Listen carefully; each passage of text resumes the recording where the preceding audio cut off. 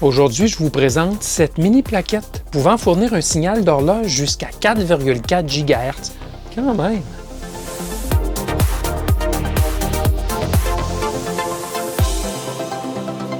Bidouilleurs, bidouilleuses, salut! Depuis quelques années, sont apparues sur le marché des puces très polyvalentes, pouvant synthétiser des signaux RF ou HF dans une plage de fréquences de plus en plus large et avec une résolution fréquentielle de plus en plus fine. J'en ai fait justement la démonstration sur une puce SI5351A que j'ai montrée dans la vidéo numéro 244. Le lien vers la vidéo en question est disponible dans la description ci-dessous.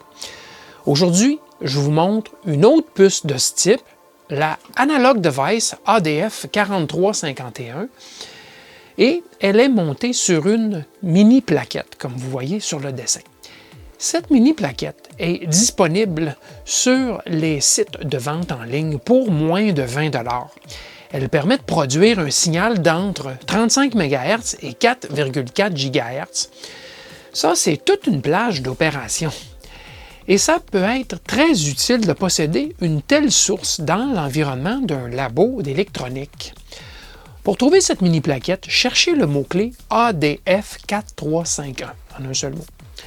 Ceci dit, il ne faut pas s'attendre à ce que cette puce produise une sortie au contenu spectral de qualité comparable à celle d'un générateur radiofréquence digne de ce nom, comme certains des générateurs que j'ai ici là, derrière moi. C'est tout simplement que la puce produit un signal carré. Il n'y a aucun filtrage harmonique en sortie. Et en plus, le contrôle de l'amplitude de sortie est très limité. Mais comme signal utilitaire, ça peut souvent convenir quand même. Cette vidéo est longue, plus de 40 minutes. C'est qu'il y a beaucoup à couvrir et à mesurer, et j'en ai même sauté en plus. Je vous présente donc sans plus tarder la fiche technique du circuit intégré synthétiseur ADF 4351. Le ADF 4351 est une belle petite bête, assez complexe. Les designers auraient rêvé à une puce comme ça il y a 20, 30 ou 40 ans. Aujourd'hui, c'est possible de le faire. Alors, la sortie, donc la fréquence de sortie, peut être entre environ 35 MHz et 4400 MHz. Alors, c'est absolument incroyable ce qu'on peut faire avec ce genre de puce de nos jours. Alors, ça utilise, entre autres, le principe de N fractionnel et de N entier pour arriver à des incréments extrêmement faibles au niveau de la fréquence de sortie. On nous dit que l'oscillateur interne, le VCO, a un bas bruit de phase. Il y a des diviseurs internes, on va le voir tantôt, qui nous permettent effectivement d'aller chercher des fréquences assez basses. On nous donne des spécifications de bruit, de jitter, donc de bruit résiduel sur le signal de sortie. Ça me semble faible quand même comme valeur. On nous dit entre autres aussi que l'alimentation de cette puce est entre 3 et 3,6 volts. On fait donc affaire ici avec une puce de 3,3 volts. Il faudra être bien attentif lorsqu'on va lui fournir des signaux de données. Okay? On nous dit que c'est compatible avec des niveaux logiques de 1,8 volts, mais ce ne sont pas des niveaux logiques qu'on va utiliser nous. On aura des niveaux de 5 volts, donc il faudra prendre ça en ligne de compte. Bon, on a toutes sortes de diviseurs aussi de disponibles, diviseurs 4 5e et 8 9e, pour arriver à des fréquences un peu pas trop justes, là, si on peut dire, avec une résolution assez grande. Alors, on peut changer la puissance de sortie de la puce. On verra, il y a 4 niveaux possibles. On peut même éteindre la sortie. Ça fonctionne avec une interface à 3 fils, mais on parle ici d'SPI finalement. Et du côté du diagramme bloc, écoutez, on peut aller très rapidement si vous êtes curieux, mais il faut savoir que l'oscillateur à l'interne fonctionne entre 2,2 GHz et 4,4 GHz. 2,2 GHz, si vous divisez ça par 64, vous arrivez à 34,5 MHz. Vous arrivez à la fréquence minimale. Donc, tout se passe entre 2,2 et 4,4. Et le reste, ce sont des diviseurs qui sont utilisés pour arriver à des fréquences plus basses. Et on a finalement un PLL ici à l'interne. Et ce PLL est verrouillé à une référence externe. Ça peut être l'oscillateur sur la plaquette à 25 MHz ou effectivement un signal externe. Ce signal externe peut être entre 10 MHz et 250 MHz. Mais on a des diviseurs, des doubleurs. Donc, on a possibilité d'utiliser division ou multiplication de la référence externe pour arriver à nos fins, arriver exactement à la fréquence qui nous intéresse en sortie. Alors, il y a cela. Il y a aussi toute une série de calculs, de divisions ici, qui sont faits pour prendre donc le 2,2 GHz et en arriver à n'importe quelle fréquence par incrément, je crois, de 1 kHz en sortie. On utilise ce qu'on appelle le diviseur entier, un diviseur fractionnel et même le principe de modulo pour arriver à nos fins, pour arriver à comparer le signal du VCO au signal de référence, parce que c'est ça ici l'idée sur notre PLL, c'est qu'on essaie de comparer notre VCO à notre signal de référence. Et c'est comme ça qu'on verrouille le VCO à une résolution de fréquence qui est très, très fine. En sortie, on a une sortie et une sortie complémentaire. Il y a aussi une deuxième sortie disponible, une sortie auxiliaire qu'on n'utilisera pas. Mais on a donc des signaux complémentaires. Donc, on a un signal principal et son opposé, si vous voulez, son complément, déphasé de 180 degrés. Alors, ça peut toujours être utile dans certains circuits qui nécessitent un signal différentiel. Sinon, bon, on utilise seulement une des deux sorties et ça va faire le boulot. Alors, voici la plaquette de près. C'est pas gros, hein? Ça a quoi? Peut-être 3 cm, peut-être 4 dans ce sens-ci et un peu plus, là. Peut-être 6 ou 7 dans l'autre, mais c'est vraiment pas gros. Alors, qu'est-ce qui nous saute aux yeux? D'abord, disons que le jaune du connecteur est assez proéminent. On va y revenir. Bien sûr, la puce là, ADF 4351 est ici en plein centre, avec toute son électronique pour la soutenir, beaucoup de résistance là, de protection, des résistances pull-up, des condensateurs bien sûr de filtrage, et bien sûr quelques éléments là, pour VCO et l'aspect sortie, bien sûr, qui est couplé CA avec une résistance série, si je vois bien. Là. Je n'ai pas analysé tous les composants, leurs valeurs individuelles, là, mais c'est assez classique là, comme montage. On a, je parlais des sorties, donc on a 2 sorties ici. C'est en fait une seule sortie, mais complémentaire PN. Donc, on a 180 degrés de déphasage entre les deux, mais ce ne sont pas 2 sorties indépendantes. On peut utiliser le même signal 2 fois, autrement dit, le deuxième étant avec une demi-longueur d'onde de déphasage. Au niveau de la source, donc la référence, la plaquette vient équipée d'un oscillateur de 25 MHz qui est ici. Et on peut aussi lui fournir une horloge externe si on veut. Mais là, j'attire tout de suite votre attention sur un des petits problèmes de cette plaquette telle quelle, non modifiée. C'est que et l'oscillateur et le connecteur ici sont branchés comme source de référence.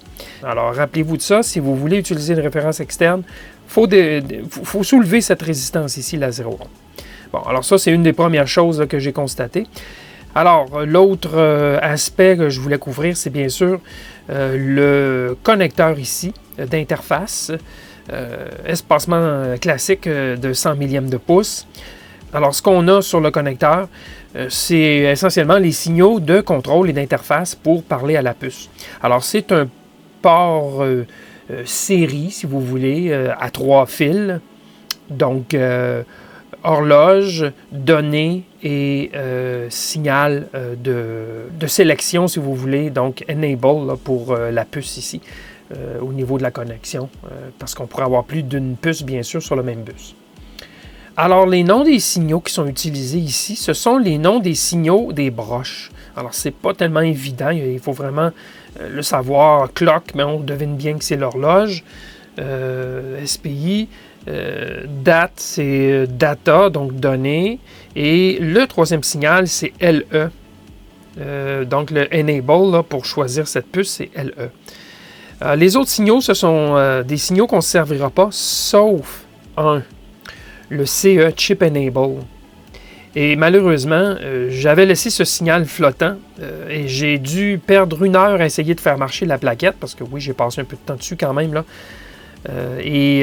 Pour me rendre compte que ce signal il est bien défini sur la fiche technique, il doit être maintenu à un niveau haut, donc 3,3 volts, si on veut que la plaquette fonctionne. Alors en parlant de 3,3 volts, on a un régulateur ici, justement, linéaire de 3,3 volts. Et ce régulateur est alimenté par ce connecteur ici, un connecteur coaxial. Mais attention, c'est un mini connecteur coaxial. Ce n'est pas la dimension habituelle là, de connecteurs coaxiaux. Donc, moi, comme je n'ai pas le connecteur pour me brancher là-dessus, alors moi, je me soude tout simplement ici. Un petit bout de fil, là, et c'est là, bien sûr, l'entrée, qu'on peut mettre 5, 6, 7 volts. Là. Alors moi, j'ai mis 5 volts, bien sûr, et le régulateur fournit le 3,3 volts. Ce 3,3 volts est évidemment disponible ici sur la broche 3,3 volts aussi. Au niveau de l'assemblage, ça me semble bien correct. Les connecteurs, on devine bien que ce sont des connecteurs chinois de piètre qualité, des connecteurs SMA, mais pour l'usage courant du bidouilleur, ça va faire bien sûr. Ce ne sont pas des connecteurs à 5 $ chacun, et le plaquage est probablement, je vais dire, là, probablement plus de la peinture qu'autre chose. Mais il fonctionne. Ça, il n'y a pas de problème, je peux vous le dire. Là. Ça fonctionne. Alors, oui, sur la face inférieure, ben, il n'y a rien. Autrement que quelques soudures, mais il n'y a pas de composants, ce qui fait économiser, bien sûr, l'assemblage de cette plaquette, puisqu'ils n'ont pas à retourner la plaquette pour faire une deuxième passe dans l'assemblage automatisé. Ils n'ont pas de composants à poser. Par contre, il y a des composants apparemment, visiblement soudés à la main. Là. Les connecteurs SMA, c'est le cas. Le connecteur ici aussi probablement. Je doute qu'il passe cette plaquette à la vague. Et ce petit connecteur ici aussi, qui est un connecteur traversant. Alors, ces différents connecteurs doivent probablement être soudés à la main. Bon. Alors voilà, ça fait le tour de la plaquette. Maintenant, on va l'alimenter, on va l'essayer. Alors voici les interconnexions que je vais faire pour faire fonctionner la plaquette ADF 4351. Je vais utiliser un Arduino Uno. C'est la façon la plus simple là, pour produire un petit code source rapide pour faire fonctionner la plaquette. Mais bien sûr, d'autres plateformes pourraient fonctionner. L'avantage de l'Arduino, c'est qu'il y a une librairie déjà développée, bien sûr, pour nous simplifier la vie. Une librairie pour le ADF 4351. Je vous montre ça dans quelques minutes. Alors, le branchement est assez simple. C'est le port SPI que j'utilise vers la plaquette. Ce sera un port unidirectionnel. On n'ira pas lire la plaquette. On ne fait que configurer la plaquette. Alors, dans ce sens, je vais utiliser des résistances comme diviseur de tension puisque les niveaux logiques sont 0,5 volts ici et les niveaux logiques tolérables sont de 0 à 3,3 volts ici. Il faut donc atténuer les 3 signaux data, donc données, horloge et slave select ou si vous voulez le LE, donc le enable pour cette plaquette. Et pour ce faire, j'utilise simplement 3 diviseurs résistifs, un par signal, pour atténuer chacun des 3 signaux vers la masse, bien sûr. Donc, diviseur résistif, 3,3 kΩ vers la masse et 2 kΩ venant du signal. Donc, en série avec le signal. Et ça nous donnera une amplitude avoisinant les 3 volts, là, ce qui est bien correct pour faire fonctionner la plaquette. La plaquette, je l'alimente à partir du 5 volts venant du port USB, ici. Alors, je l'ai attaché, je l'ai même soudé. Je me suis soudé un fil sur le connecteur coaxial et je lui fournis à la plaquette 5 volts. Bien sûr, il y a un régulateur, donc l'ensemble fonctionne à 3,3 volts. Alors, j'ai fait des petites modifs. Je vous les montre tout de suite. Alors, voici les 2 modifications. D'abord, j'ai installé une résistance pull-up de 10 kΩ, grandeur 12,06, donc montage en surface, entre le 3,3 volts qui se trouve à être ici, entre ces 2 condensateurs, et ce contact de cette résistance. Le but ici étant d'activer en permanence la plaquette, donc ici CE, donc ça maintient le signal à 3,3 volts et donc ça allume tout simplement la plaquette en permanence. Sinon, ce signal est flottant et ça va s'allumer et s'éteindre. Donc j'ai ajouté ceci. Je la laisse allumer en permanence, bien sûr, de cette façon. Sinon, on pourrait bien sûr contrôler, allumer et éteindre la plaquette avec un signal logique qu'on amènerait ici en plus. L'autre modification, j'attire votre attention, bien sûr, c'est la résistance, le cavalier 0 ohm, ici, qui permet à la référence de 25 MHz d'être injecté vers l'ADF 4351. Si on veut utiliser une référence externe, l'entrée qui est ici, il faut absolument retirer cette résistance. Sinon, on aura un conflit entre les deux références qui vont aller vers l'ADF 4351. Ceci dit, si on veut mesurer cette référence de 25 MHz, on n'a qu'à laisser les deux résistances et on va pouvoir retirer le signal 25 MHz ici. Mais si on veut fournir une référence externe de meilleure qualité, il faut retirer ce cavalier, bien sûr, pour éviter les conflits de référence. Maintenant, pour faire fonctionner la plaquette ADF 4351, il faut absolument la configurer à chaque fois. Il n'y a pas de mémoire, flash ou quoi que ce soit. Donc, il faut utiliser un microcontrôleur, ou en tout cas, il faut trouver une façon de configurer la plaquette. Et ici, j'utilise l'Arduino Uno, c'est la façon la plus simple. Je vais utiliser une librairie disponible sur GitHub.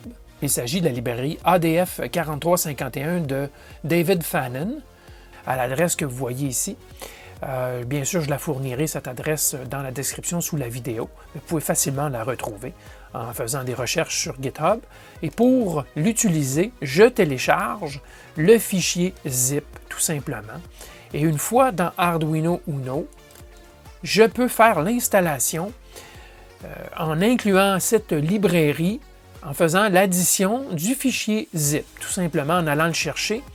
Et ce qui va ajouter entre autres dans les exemples, tout ce qu'il faut pour faire fonctionner la librairie d'ADF 4351, comme vous voyez ici dans le bas. Alors, l'autre chose qui est nécessaire, sinon vous allez avoir un message d'erreur lors de la compilation, c'est d'ajouter une librairie qui s'appelle Big Number, puisque la librairie ADF 4351 de David Fannin utilise Big Number. Alors, on la télécharge de GitHub aussi et on peut l'inclure dans le dossier Arduino IDE, où est-ce qu'on a l'installation d'Arduino IDE, dans le dossier des librairies, tout simplement. Et j'ai documenté, bien sûr, les diviseurs de tension dans le code source pour être certain que les gens penseront de le faire. Ah, manque un L ici. D'accord. Alors, la librairie est donc incluse. Je lui ai défini c'est quoi la broche Slave Select. Ce sera la broche 10 sur l'Arduino Uno. C'est donc la broche qui sera envoyée au signal LE sur la plaquette ADF 4351. La librairie ADF 4351, on la configure, entre autres la vitesse de transmission du port SPI, et qu'on utilisera bien sûr la broche 10 pour la communication par le port SPI. Par la suite, j'ai une fonction d'initialisation, toujours du style Arduino, ici. Alors que la fonction Setup, où je configure le port série, puisqu'on va se servir du port série pour envoyer des fréquences à la plaquette. Et je démarre le port SPI. Il y a des paramètres ici qui seront toujours envoyés, toujours fournis. C'est ce qui est fait ici. Ça configure la plaquette ADF 4351. C'est comme des paramètres par défaut. On pourrait les changer, soit automatiquement dans notre code, soit manuellement. Mais l'auteur, M. Fannin, a mis ses valeurs et ça fonctionne très bien tel quel. Mais il y aurait possibilité de changer ces différents paramètres de configuration sur la plaquette. Alors, il faut aussi configurer la fréquence de référence. Alors, dans le cas présent, ce sera 25 MHz ou une autre fréquence, mais si on utilise l'oscillateur interne, ce sera 25 MHz ici, tout simplement. Et ça, ça envoie la configuration au synthétiseur pour qu'il puisse produire les bonnes fréquences en sortie en fonction de sa fréquence de référence. Sinon, il y a un message d'erreur si l'opération de configuration ne s'est pas bien faite, il y aura un message d'erreur d'affiché. Alors, j'initialise le synthétiseur et j'active la sortie RF du synthétiseur. Et là, le code va demander tout simplement d'entrer une fréquence. Alors, c'est là qu'on va voir le fonctionnement et ce sera un fonctionnement en boucle où on demande c'est quoi la fréquence. L'opérateur envoie la fréquence en Hertz. Alors, c'est un maximum de 11 caractères. Et donc, lorsque le dernier caractère sera un line feed, donc un saut de page, le traitement de la chaîne de caractères reçus, donc la fréquence, ce sera juste des chiffres entrés en Hertz, bien, le traitement se fera par la fonction VFO 7F, 7 fréquences, donc ajuster la fréquence en fonction de ce qu'on aura entré sur le port série. Et s'il y a eu une erreur, puisque la fonction fait la validation de la chaîne, s'il y a eu une erreur, il y aura un message d'erreur qui va apparaître. Par exemple, si on rentre des caractères autres que des chiffres, il va y avoir un message d'erreur. Et si ça a bien fonctionné, l'entrée, la saisie de la fréquence qu'on veut en sortie du synthétiseur, bien, en plus, on affichera toute une série de paramètres qui sont utilisés pour configurer cette fréquence. Et tout ça tournera en boucle, bien sûr, toujours en attente de la saisie d'une nouvelle fréquence avec le saut de page pour déclencher le traitement, si vous voulez, là, de la fréquence. Alors, c'est ça le code source. Et quand j'exécute le code, je télécharge et exécute, bien, voici ce que je reçois comme information sur le port série. On me dit que la fréquence de référence est de 25 MHz et que je dois entrer la fréquence en sortie. Alors, je vais rentrer tout simplement 100 MHz, ça sera donc 100 millions, comme valeur 100 millions de Hertz, ce qui est envoyé, et on me confirme que la sortie sera à 100 millions de Hertz avec l'impression des paramètres qui ont été utilisés pour arriver à cette fréquence. Et on me questionne pour une entrée, pour la prochaine fréquence que j'aimerais entrer. Alors, bien sûr, la configuration a été faite, donc le synthétiseur fournit 100 MHz présentement en sortie, et il attend une nouvelle fréquence que je pourrais saisir n'importe quand. Notez que lorsqu'on configure le synthétiseur correctement, la LED verte s'allume, comme ça, pour indiquer que le synthétiseur est verrouillé. Alors, regardons l'analyseur spectral, le signal de 100 MHz. Alors, qu'est-ce qu'on constate? Bien, d'abord, je peux vérifier la fréquence centrale, la fréquence de sortie, et c'est bel et bien 100 MHz. C'est écrit ici, le marqueur 1, 100 MHz. Alors, j'y ai mis un atténuateur de 10 décibels à la sortie pour être sûr de ne pas surcharger mon analyseur spectral. Donc, le moins 15 dBm ici, ben, lisez plutôt moins 5 dBm. Donc, je crois que c'est dans la norme, entre moins 5 et plus 5. En tout cas, c'est dans ces ordres de grandeur-là, la sortie, l'amplitude de sortie. Ce qui est donc normal au niveau de l'amplitude. Ce qui n'est pas normal, par contre, c'est cette énorme jupe. Très, très large. On se serait attendu à avoir ce pic étroit descendre beaucoup plus bas, et plus bas, on aurait eu une jupe. Mais c'est très haut, et regardez comme il y a beaucoup de montées et descentes. Donc, il y a comme quelque chose qui, à mon avis, n'est pas normal. Oui, c'est un synthétiseur. Ce n'est pas un oscillateur à quartz directement. On synthétise la fréquence, donc il va forcément y avoir un peu plus de bruit de phase. Donc les jupes seraient définitivement plus hautes par exemple, un oscillateur à quartz simple. Cependant, ce n'est pas normal, pas acceptable. Alors moi, je suspecte que l'oscillateur de 25 MHz produit énormément de bruit de phase. Et regardez maintenant avec la sortie configurée pour 500 MHz. C'est ce que je mesure, 500 MHz ici. Regardez la jupe par rapport au signal lui-même.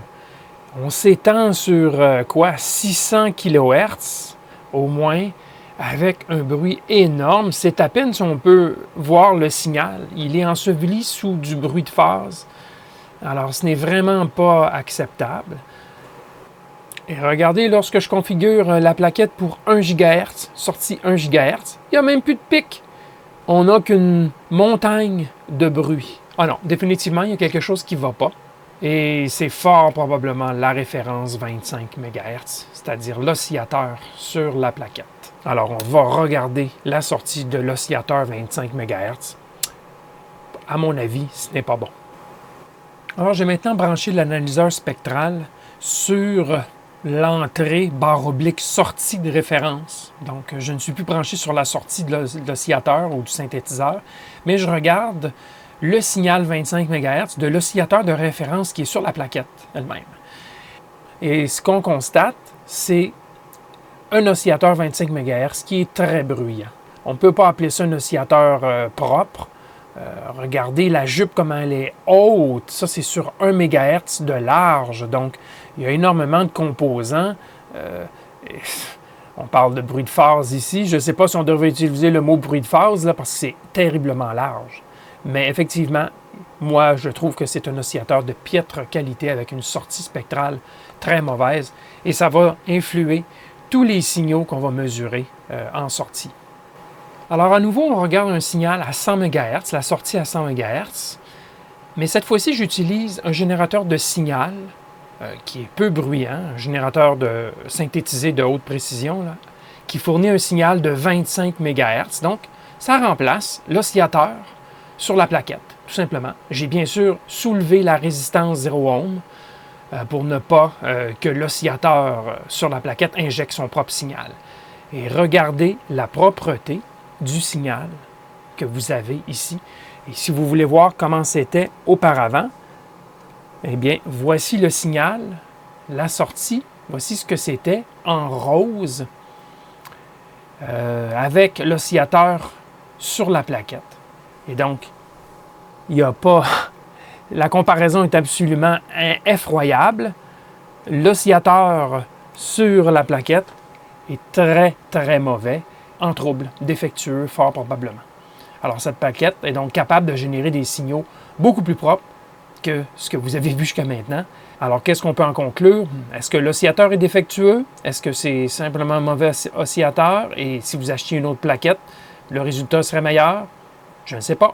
Mais en tout cas, une chose est certaine, on peut toujours remplacer cet oscillateur 25 MHz par un autre pour voir le résultat ou utiliser une référence externe, comme je le fais ici à 25 MHz. Alors, je me suis rapproché, plutôt que de regarder 1 MHz de large, je regarde 10 kHz de large présentement. Et ce qu'on voit, c'est quand même un signal qui est relativement propre. Je vais zoomer encore plus près plus tard. Mais définitivement qu'on a un signal de sortie à 100 MHz qui est quand même relativement propre, considérant que j'utilise un générateur de signal comme référence. Et je vais utiliser même une référence à 10 MHz, un oscillateur à quartz dans une chambre en température et on verra la différence du spectre. Alors, on a des petites bandes latérales ici à 1 kHz de distance qui sont générées. Alors, je vais maintenant changer la fréquence à 100 MHz et 1 kHz. Donc, le pic va se tasser d'1 kHz. Et voilà, ça c'est fait. Alors maintenant, je suis à 1 kHz plus élevé. J'ai tassé la fréquence d'1 kHz. On voit que le pic s'est tassé d'exactement une division, donc 1 kHz, puisqu'on est 10 kHz de regard ici au total. Et bon, les petites bandes latérales uniques se sont déplacées avec le signal. Donc, c'est attendu. Encore une fois, ça semble quand même très propre. On va aller voir un petit peu plus haut en fréquence. Nous voilà maintenant avec un signal de sortie de 1 GHz. Et, ma foi, c'est encore assez bon. On voit ici qu'une petite ondulation dans le bas. Il y a toujours nos petites bandes latérales à 1 kHz d'écart. Pourquoi exactement? Il faudrait voir le principe de génération du signal. Mais ça, c'est quand même, ça me semble assez propre. Et nos bandes latérales sont quoi? 10, 20, 30, 40, 50 décibels plus bas que la fondamentale, que notre signal de sortie. Donc, c'est très bien. Alors, j'ai rentré une fréquence beaucoup plus aléatoire plutôt qu'une fréquence arrondie pour rendre la tâche un petit peu plus difficile au synthétiseur. Et donc, j'ai rentré la fréquence de 1,234,565 GHz, donc 1,234 GHz, 1234 et des poussières MHz. Et ma foi, le signal, le spectre de près est quand même très acceptable. Franchement, là, c'est très bien. Pour une sortie configurée à 3,5 GHz, ma foi, c'est encore pas mal. On approche à la limite de génération qui est de 4,4 GHz. On voit ici là, qu'il y a des petites arêtes, là, des petites ondulations là, sur la jupe principale. Donc, si on regardait ça de près, on verrait beaucoup de petits pics. Et on va le faire. On va regarder le signal de beaucoup plus près pour voir comment pur c'est. Mais à nouveau, on a au moins 50 décibels avec nos deux bandes latérales qui sont à 1 kHz d'espacement. Donc, franchement, très convenable, sans être bien sûr pur comme un générateur de signal à fort prix, mais quand même très utilisable. Alors, je me suis rapproché de ce signal à 3,5 GHz. Maintenant, on regarde sur 1 kHz de large, donc pas 10 kHz. Donc, on s'est vraiment rapproché, un zoom de 10. Et là, on voit vraiment, là, je vous parlais des petites arêtes là, sur les côtés, là, ben là, on voit ce que c'est, là, finalement. C'est le bruit de phase avec à 100 Hz ou environ là, 120 Hz. On a des petits pics et 120 Hz, devinez c'est quoi? C'est 2 fois 60 Hz, la fréquence du secteur. Donc, on commence ici à coupler du bruit de secteur quand on regarde de très très près le signal. Alors, quand on regarde ça de près, ça ne se comparerait pas à un quartz. Mais à 3,5 GHz, un quartz, ça n'existe pas. Il y aurait forcément un multiplicateur de la fréquence du quartz aussi. Et quand on fait des multiplications, souvent on se ramasse avec des artefacts qu'on ne veut pas. Alors ici, c'est le synthétiseur qui s'occupe de la multiplication à partir du signal de 25 MHz de notre générateur de signal qui est utilisé comme référence et non pas, bien sûr, l'oscillateur sur la plaquette qui est pourri, quant à moi. Alors, si je passais à une référence de 10 MHz plutôt que 25 MHz, quel en serait l'impact? Voilà, maintenant, c'est une référence de 10 MHz, toujours le signal à 3,5 GHz, référence à 10 MHz plutôt que 25 MHz, et toujours le même générateur. Et si je vous montre ce que c'était, vous voyez en rose ce que c'était avec une référence à 25 MHz. Donc ici, avec une référence à 10 MHz, c'est pire. On voit qu'il y a une différence d'environ 10 décibels pour la génération là, du 120 Hz. Là. Ça ressemble beaucoup à cela. Donc ce 120 Hz-là vient fort probablement du générateur de signal qui, donc, sur son signal de 10 MHz, a un tout petit peu de bruit, dont du signal 120 Hz qui vient du secteur. Et bien sûr, ça se translate à haute fréquence, ça se superpose sur notre signal de sortie. Et c'est ce qu'on voit ici. Donc maintenant, ce qui serait intéressant, je vais saisir la courbe avec le 10 MHz, et on va comparer avec l'OCXO plutôt que le générateur de signal. Alors maintenant, plutôt que d'utiliser mon super générateur de signal à faible bruit comme référence 10 MHz, là j'utilise un OCXO, un oscillateur, dans une chambre en température. Donc c'est un oscillateur à quartz qui a une sortie unique de 10 MHz et stabilisé en température. Et vous voyez la différence? En rose, c'est ce qu'on avait avec le générateur de signal, utilisé comme référence. Et en blanc, vous avez l'OCXO à la même fréquence, 10 MHz.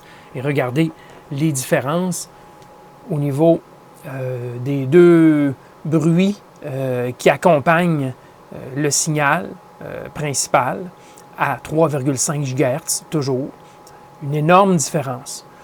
Pas tant éloignée, mais lorsqu'on s'approche du signal principal, juste le fait de choisir une référence plus propre, produit un spectre plus propre, tout près du pic principal.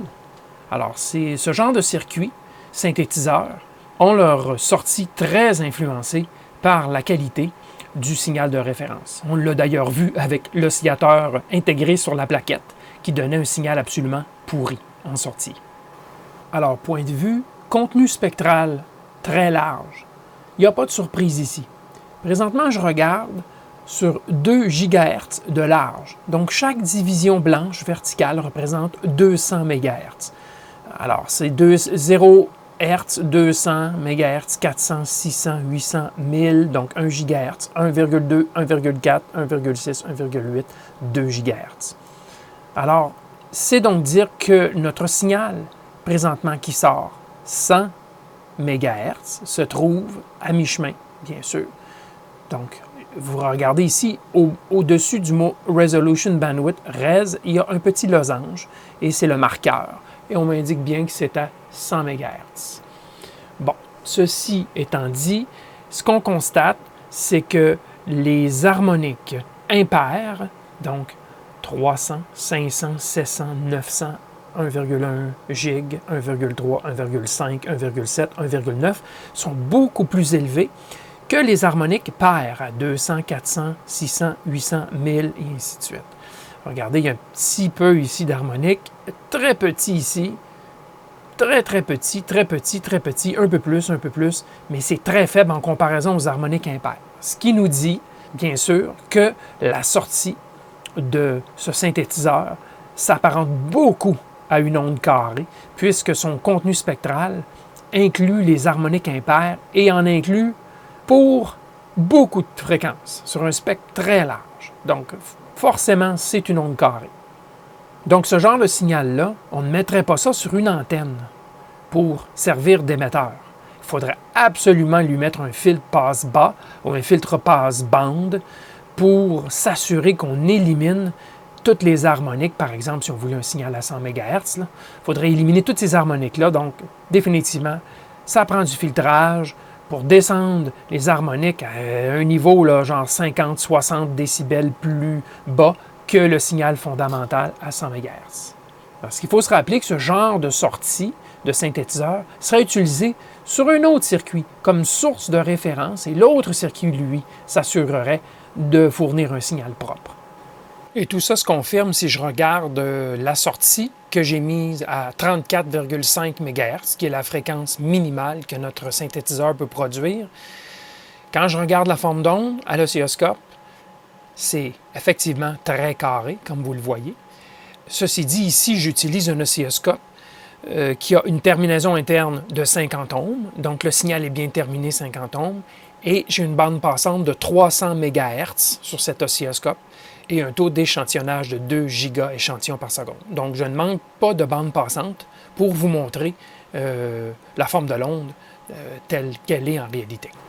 Alors, mesure rapide de l'amplitude de sortie, de la puissance de sortie. Vous avez ici l'amplitude la plus faible. Il y a 4 niveaux possibles d'après la fiche technique. Moins 4 dBm, moins 1 dBm, plus 2 dBm et plus 5 dBm. Donc, présentement, le synthétiseur est réglé à moins 4 dBm et on obtient moins 5,27. J'ai fait la compensation de 10 décibels de l'atténuateur dans l'analyseur spectral. Donc, ce que vous voyez ici, ça tient compte de l'atténuateur qui est en série avec l'analyseur. Donc, moins 5, donc 1 décibel plus bas, là, compte tenu du câblage et tout, l'atténuateur n'est peut-être pas tout à fait 10 décibels non plus. Donc, c'est dans la norme, il n'y a pas de problème. Et si je vais chercher l'amplitude la plus forte, ce qui devrait correspondre normalement à plus 5 dBm en sortie. Alors, je fais l'ajustement tout de suite. Voilà. Tout est monté à plus 3,6. Donc, ça correspond, le petit décalage de 1,3 décibels plus bas qu'on avait tantôt, ben on l'a encore. Plus 5 en sortie, bon, alors plus 3,62. Alors, c'est nominal, ça correspond. Alors, le contrôle de sortie semble bien fonctionner sur le synthétiseur. Alors, si vous êtes curieux de voir le spectre de très près, voici le signal de sortie à 100 MHz et la référence est l'oscillateur OCXO de 10 MHz. Alors, sur 100 Hz de large, voici ce qu'on voit. C'est quand même relativement propre, mais on regarde de très près, évidemment. Il y a d'autres pics beaucoup plus loin autour, mais sur 100 Hz, c'est très bon pour une sortie de 100 MHz. Et voici maintenant sur 1 kHz de large, 60 Hz, 120 Hz, même chose de l'autre côté. 240 Hz, 180. On a donc ici la fréquence de secteur et ses harmoniques qui se présentent très bas quand même, mais c'est là. Extrêmement difficile d'éliminer ça dans la vraie vie. Dommage que l'oscillateur inclus sur la mini-plaquette soit de si mauvaise qualité. Quoi qu'il en soit, jamais ce genre de synthétiseur ne produira un signal au contenu spectral équivalent à celui d'un quartz, tellement pur. Mais on a vu, à condition que le signal de référence soit propre, que la mini-plaquette peut produire un signal au bruit de phase raisonnable. Ceci dit, lorsque la fréquence de sortie a un rapport entier comparé à la fréquence de référence, la sortie sera toujours plus propre au niveau du contenu en bruit. C'est inhérent à la construction de la fréquence de sortie, donc diviseur, fractionnel et ainsi de suite. Donc, pour une fréquence sélectionnée et avec du filtrage des harmoniques appropriés en sortie, cette mini-plaquette pourrait remplacer un quartz dans certaines applications. À essayer donc. Autre chose, j'ai noté que la librairie Arduino pour l'ADF 4351 permet d'aller jusqu'à 4,29 GHz, pas 4,4 GHz, qui est la limite que la puce peut produire. C'est probablement le choix des paramètres de configuration qui force cette limite dans le logiciel. Et la fréquence minimale, en passant, qu'on peut saisir, c'est de 34,8 MHz. Donc ça rencontre le minimum annoncé. Finalement, si la solution ADF 4351 vous intéresse, sachez qu'il existe aussi des plaquettes ADF 4351 avec contrôleur intégré, donc totalement autonome.